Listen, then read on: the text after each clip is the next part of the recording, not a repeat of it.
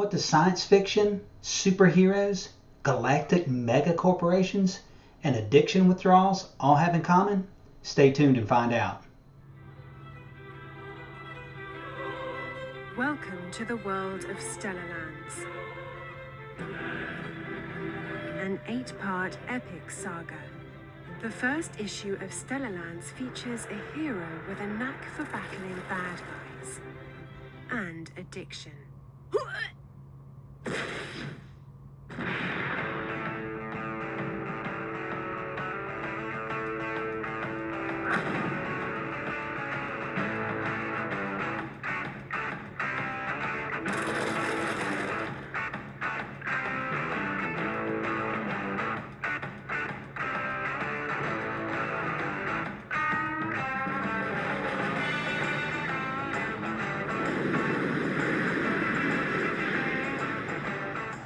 Hello everybody, Mr. Akins here and welcome to What's on the Comic Rack.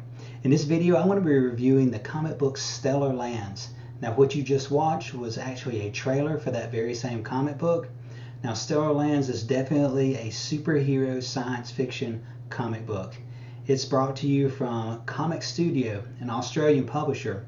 It's written by Max Ferrada and illustrated by Ben Worrell. Now, they reached out to me and a couple other YouTubers asking us to do a review of this comic book in hopes of getting some buzz, getting people talking about this comic book. And I said, hey, let's do it. This is definitely a superhero story with a science fiction backdrop. Much like Babylon 5 or Star Trek, there is a larger universe out there. And since this is the first issue and you're being introduced to this new world, this new universe, background needs to be established, but you don't want large, boring expositions or lore dumps in a comic book. You want your world building for this new world to be weaved in with the establishment of this main character. Max Ferrada does an excellent job of this.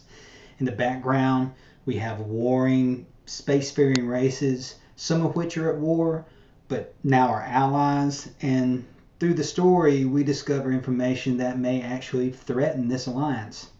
Another aspect of this universe is the existence of megacorporations. Our main character or hero of Stellarlands is Anvil Lisa, and she is in fact sponsored by the space mining company called Anvil Corp. So not only do we have intergalactic races competing in this universe, but we also have megacorporations like Anvil Corp competing for galactic dominance. One aspect of the story that was my favorite were these commercials for these mega corporations, and they would run throughout the comic book. There would be an entire page with a sequence that would be a commercial for a product. With the first one, I thought, hey, this is kind of odd, but what was advertised in the commercial was actually used in the next part of the comic book. When the second commercial rolled around, I was like, oh, when are they going to use this in the story? It was a great way of introducing the importance of these megacorporations in the universe without, like I said, boring exposition. These ads were reminiscent of the Starship Troopers propaganda ads in that movie.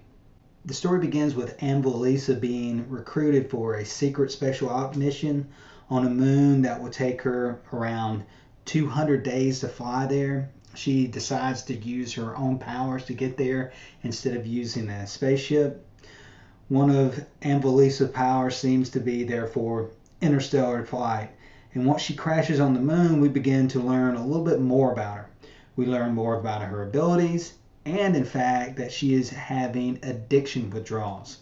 She encounters descendants from past conflicts on this moon, and we learn more about her fighting abilities.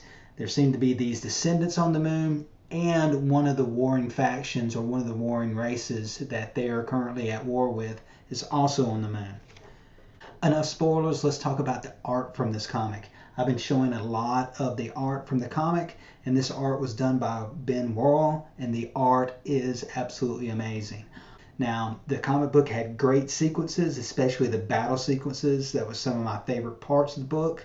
This panel right here, this panel is great. Max actually used this panel right here on Instagram with the tagline, "To all our readers in America, winter is coming." That kind of writing is just a sample of what you'll get when you start reading Stellarlands. I think this is a great comic, but that's just my opinion. To form your own opinion, go to the link below and order your copy and decide for yourself. And until next time, I'll see you around the comic rack.